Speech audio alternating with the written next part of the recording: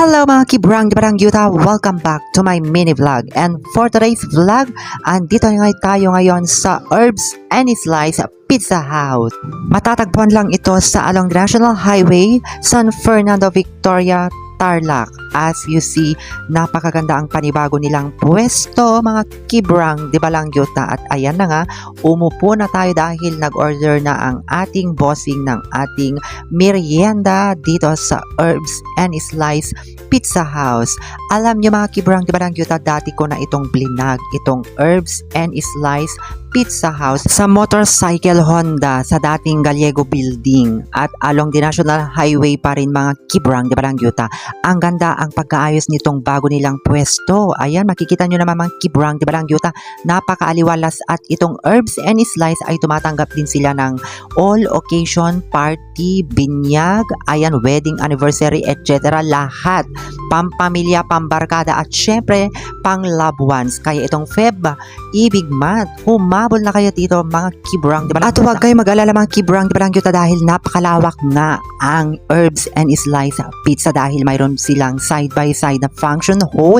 Pasensya na dahil hindi ko na nabidyuhan dahil pang madalihan lang itong mini vlog na ito. At ayan na nga yung ating in-order. Mayroon kaming carbonara with toast bread, iced tea at syempre may pizza. Ayan, at syempre may fried chicken. Ayan lang yung in-order namin mga kibrang yuta dahil hindi ko nga inasahan itong merienda dito sa Herbs and Slice. Hindi naming plano. Ayan mga kibrang yuta. So, napakalinis talaga ang looban ng ating Herbs and Slice Pizza House.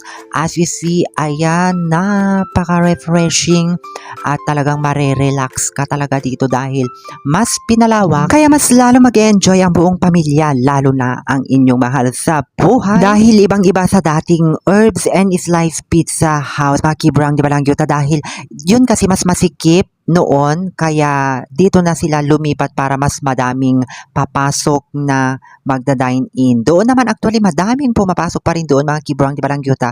Yun nga lang yung place ay masikip. Kaya siguro minabuti ang management na dito na lang. At ang pagkakaiba mga kibrang yuta, dati kasi mga kibrang yuta wala silang parking lot na malawak dahil nasa building sila mismo. Pero ngayon, itong bago nilang location, mayroon silang basement parking lot. So, ayan ang kabuuan ng Herbs and Slice Pizza House.